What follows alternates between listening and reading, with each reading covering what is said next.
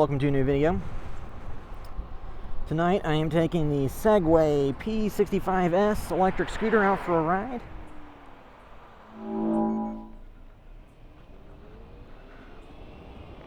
And after that brief red light there, back on the move. Yes, I'm going down Bardstown Road on the Segway P65S electric scooter. It's a Saturday night, so this may be a little bit ill-advised, but see how it goes. And it's clearly nighttime after sunset. It's not super late. It's 9, I think it's around 10 o'clock maybe.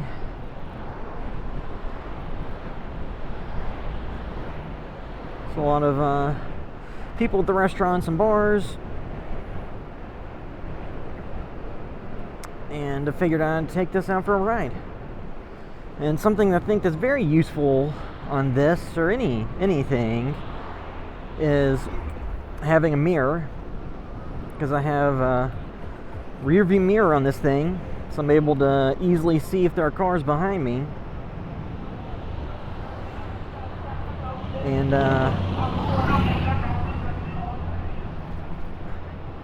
that's quite useful in an area like this, because people are prone to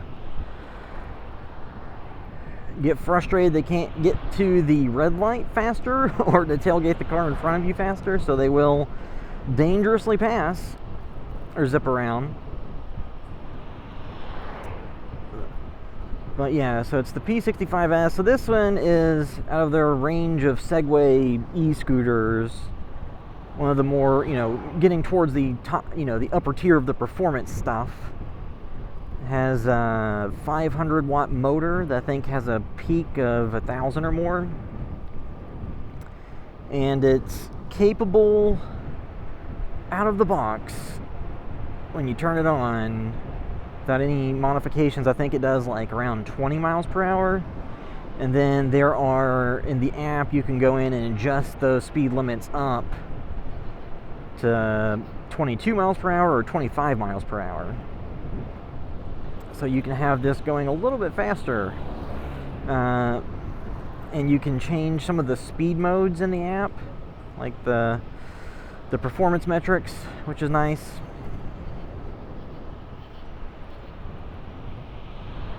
Now it depends on where you're at, what all is legal. I think most places would legally limit scooters to 20 miles per hour or less. Some don't have rules, some don't care. And in Kentucky, there's, I think, the low-speed electric scooter rules. It has to be 100 pounds or less in weight, top speed of 20 miles per hour or less. But then there are also rules for mopeds, which allow for the top speed to be up to 30 miles per hour. You just have to have turn signals, headlight, tail light, and this would also meet all those requirements because it has a horn, headlight, tail light, turn signals.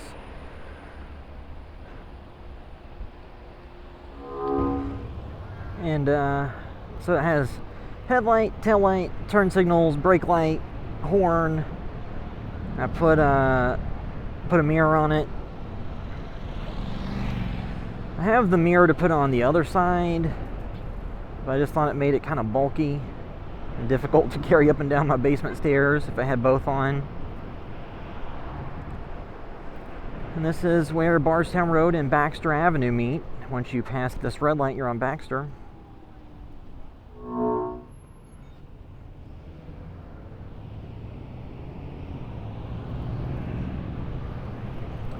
And this is the main strip where all the bars are. There's restaurants and stuff down through here as well.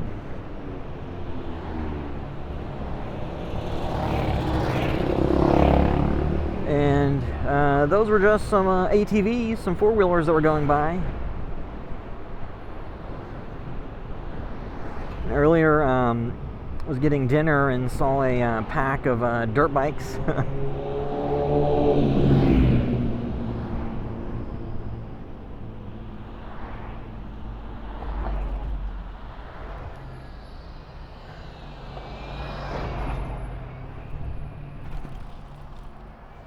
Oh, I'm gonna turn around and go the other way.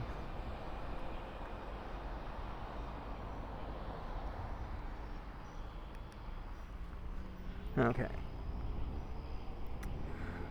So I was getting close to the end of Baxter Avenue. Now I'm going back in the opposite direction. Like I said, this is the area where a lot of bars are.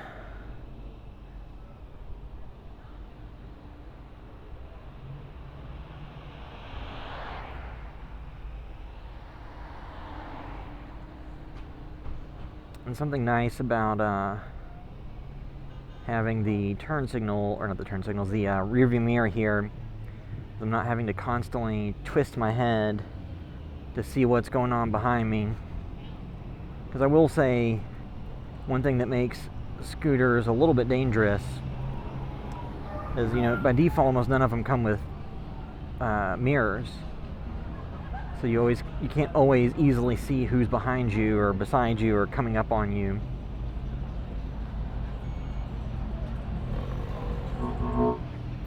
So putting a mirror on, I think, vastly improves the safety if you're riding on actual streets. Technically, in Kentucky, I'm sure most states, it's illegal to ride stuff like this on the sidewalk. Now, will you actually get, you know, stopped and ticketed and get in trouble if you're being reasonable in the area that doesn't have a ton of foot traffic on the sidewalks? Probably not. Because the city is overall not very bike and pedestrian friendly. So there are long stretches where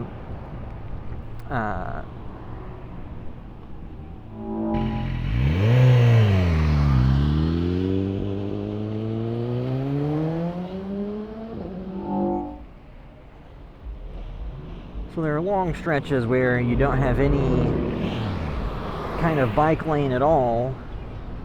There'll be 45-mile-per-hour roads, and there are sidewalks that nobody uses. So I don't know that you would get in too much trouble for using those.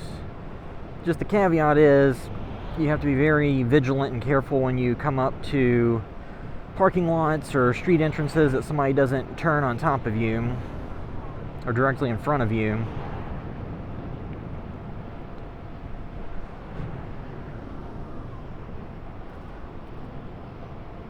But down through the Highlands, I wouldn't really recommend riding on the sidewalks. Too many people.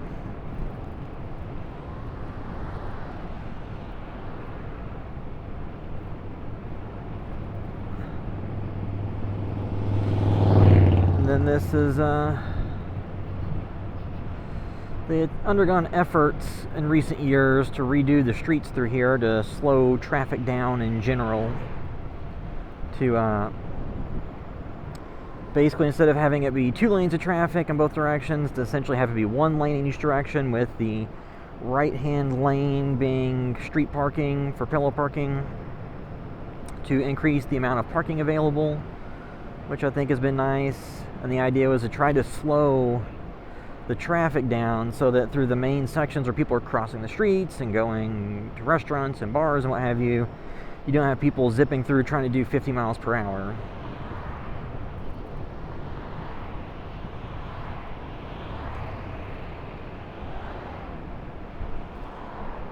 And I think that's been generally successful. I know there's people behind me probably not too happy about me riding this scooter and not going faster than I'm going, but this thing's too big and heavy and too fast to ride on the sidewalk.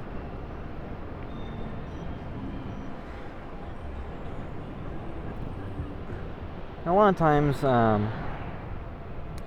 traffic will be backed up enough during the busier times that even if you're able to go faster than I'm going right now, you end up just getting stuck at lights or behind a car in front of you. So not a huge difference. It's actually not as busy out as I had anticipated.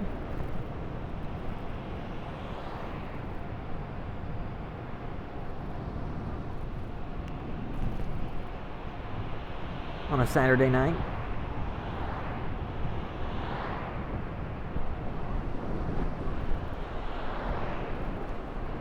Let's hang over in the right lane for a minute to see if this car can go past.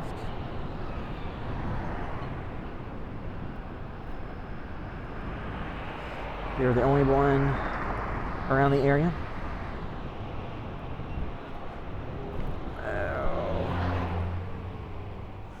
Well, that's okay. I'm going to go down this side street anyway.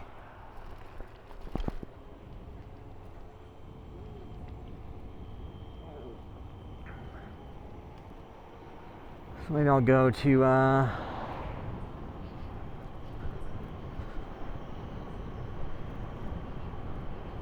go down this alley. This is Speed Avenue. So I went up Bardstown Road until it intersects and merges with Baxter Avenue. Then I turned around and came back the opposite direction. Now I'm going through some side streets.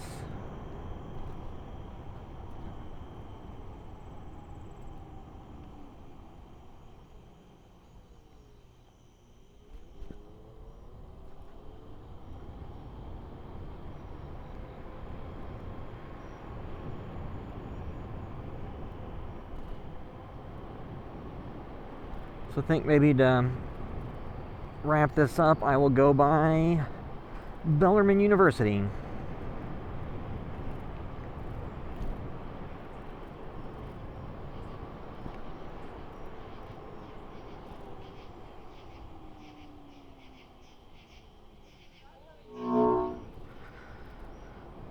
Alright, and recording all this ride with a 360 camera. So comparing this Segway P65S, I don't know if it's still on sale on Segway's site, but it was, you can get it for $9.99 at this point. So for the speed, like I said, it has a theoretical top speed of 25 miles per hour. It has some nice amenities like turn signals and horns and headlight, tail light, and the headlight's decently bright. And it has turn signals on the front and the back of the scooter, which are pretty cool. And it's got a horn. On the downside, it does not have suspension, so it's not the most comfortable ride. So I know a lot of scooters in this price range have full suspension, but this is not. So this is good for commuting on relatively smooth streets. Wouldn't really recommend it for, you know, if you have a commute that goes through really bumpy areas. Or bumpy areas where you want to go fast. If you're okay slowing down a little bit, it's fine. But, you know, so this is like a good, like, city commuter. On, you know, smooth pavement, it does fine. You know, relatively heavy, not, you know, in the realm of all things, but for a scooter, you know, weighing, I think, over 60 pounds, like, you know, the low 60s.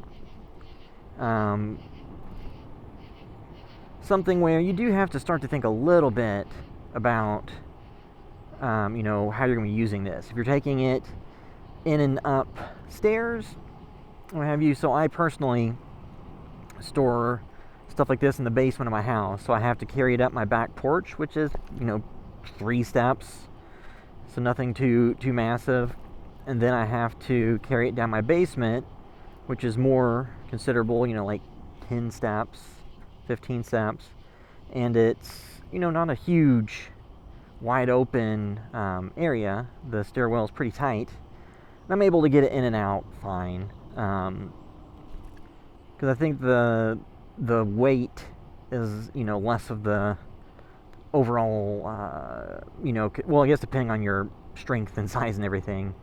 I personally don't really have too much trouble lugging this around when it weighs 60-something pounds.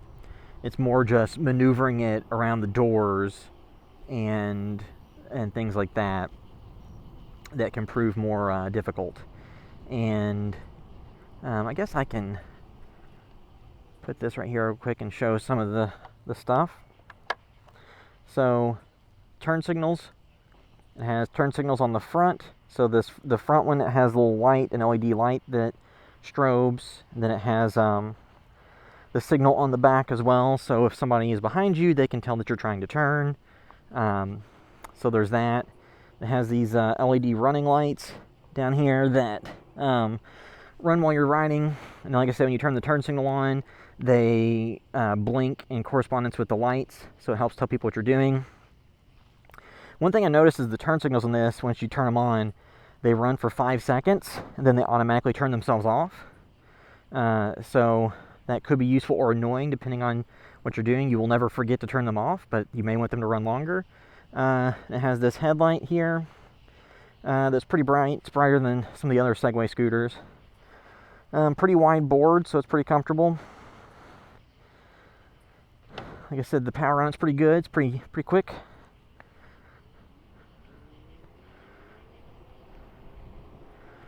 Because the other one I have and I've done videos on recently was the Max G2 scooter that Segway also sells. Comparing these two, the main trade-offs and differences you would get between the two is this one has that few extra miles per hour on the top speed. So it can do a top speed of 25 versus a top speed of 22. But did I go the wrong way?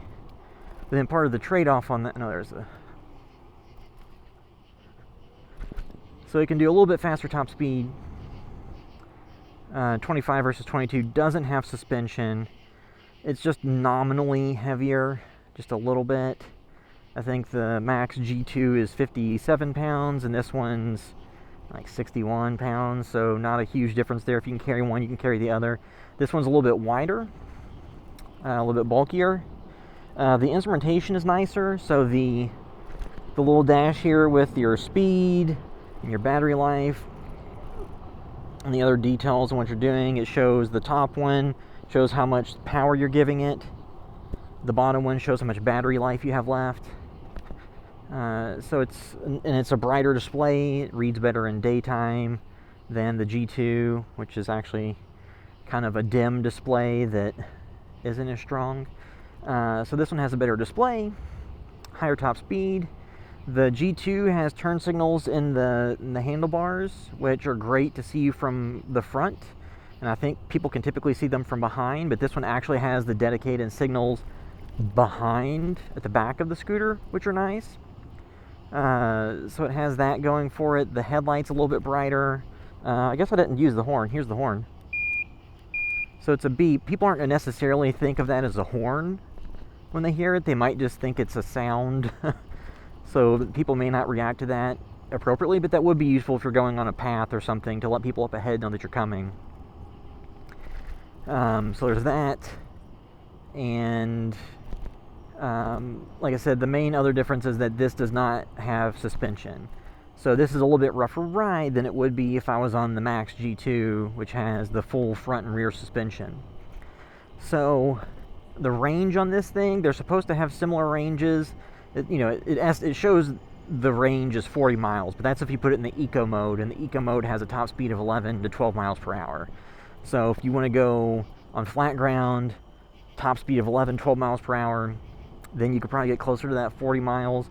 But if you run it in the higher speed modes, so doing, up to 25 miles per hour, then you could probably cut that in half. Which is similar to the advertised range for the Segway Max G2. And I think, the main consideration you'd have to determine between those two is, do you want the extra 3 miles per hour of top speed and a little bit better instrumentation and lighting? Or do you prefer the suspension? And part of it too is the price. If these are both available at the same price, then it really boils down to, do you want the extra speed and some of the lighting features, or do you want the suspension? And that just really depends on where you live and the kind of riding you do and where all you're going. I think having suspension's really nice. It makes the ride a much more comfortable ride. But, you know, having the little bit of extra speed and the lights that this has are nice. And, you know, for essentially $1,000, I think this is not a terrible price. I think it's, you know, a pretty good commuter. I think the model above this, the P100S, has the full suspension, top speed up to 30 miles per hour, and a much longer range. That's also a lot more money. On sale, it was going for like $17.99. So, you know, $700 or $800 more than this could be purchased for if you go to Segway's website. Now, other places may not have it discounted at that point, to that point right now. But yeah, I think this is like a good commuter scooter. And you know, it's relatively bulky with this mirror on it. I had trouble getting it into my car, so I just decided to not do that, just to ride it out somewhere.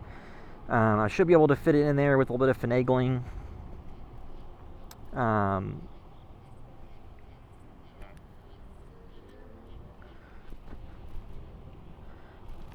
yeah, so that was taking the Segway P65S for a night ride, going around the Bardstown Road area in the Highlands in Louisville, Kentucky. But yeah, until next time.